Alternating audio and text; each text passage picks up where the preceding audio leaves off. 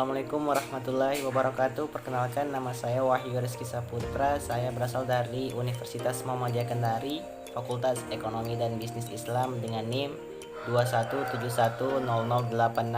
Nah, di video ini saya ingin menjelaskan terkait materi yang berjudul aspek lingkungan hidup, yang mana ini merupakan bagian dari salah satu mata kuliah studi kelayakan bisnis. Nah, perlu kita ketahui apa sih itu aspek lingkungan hidup.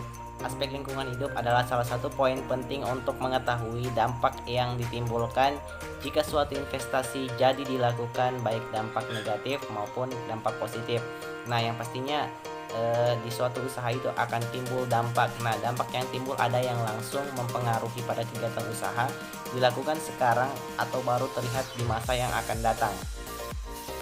Oleh karena itu, sebelum usaha dijalankan, perlu dilakukan studi tentang dampak lingkungan untuk mengetahui dampak akan timbul dan dicari jalan keluarnya untuk mengatasinya sehingga usaha kita bisa berjalan dengan sesuai rencana.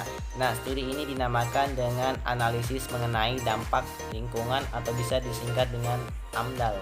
Nah, perlu kita perhatikan bahwa AMDAL menurut Peraturan Pemerintah Nomor 27 Tahun 1999 Pasal 1 adalah telaah secara cermat dan mendalam tentang dampak besar dan penting suatu rencana usaha dan kegiatan. Arti lain yang dimaksud adalah teknik untuk menganalisis apakah usaha yang akan dijalankan akan mencemarkan lingkungan atau tidak, dan jika iya, maka diberikan jalan alternatif pencegahannya agar rencana kita tidak menyebabkan salah satu masalah yang akan terjadi di belakang.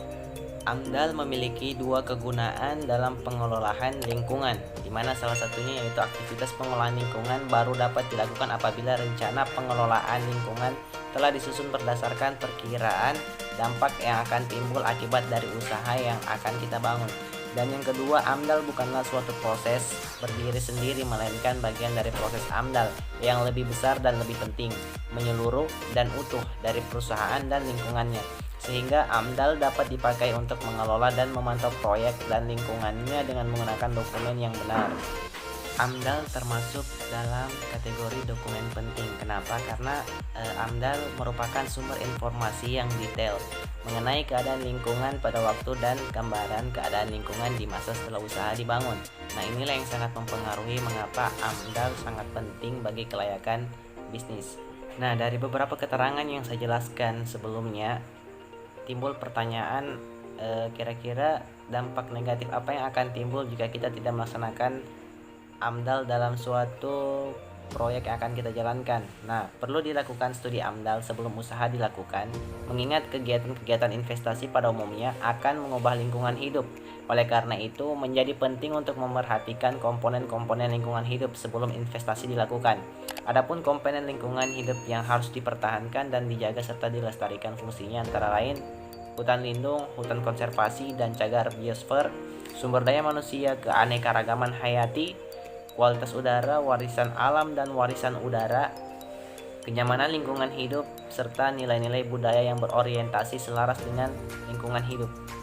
Nah, dari situ perlu kita perhatikan beberapa komponen-komponen AMDAL, di antaranya yang pertama yaitu studi praproyek. Studi praproyek dilakukan guna mengukur dan memperkirakan perubahan keadaan lingkungan. Pengukuran ini dilakukan berdasarkan pada data baik data fisik, kimia, biologi, sosial, ekonomi, dan sosial budaya. Dan yang kedua, laporan penilaian. Laporan penilaian merupakan laporan yang disusun dari hasil studi praproyek yang berupa kemungkinan yang akan terjadi jika proyek tersebut sudah berjalan.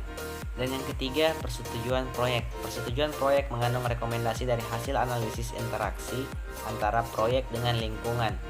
Dan yang terakhir yaitu pemantauan proyek. Pemantauan proyek dilakukan dalam kurun waktu 2-3 tahun untuk memantau sudahkah proyek tersebut berjalan sesuai dengan yang direkomendasikan dan disetujui proyeknya sesuai dengan standar AMDAL.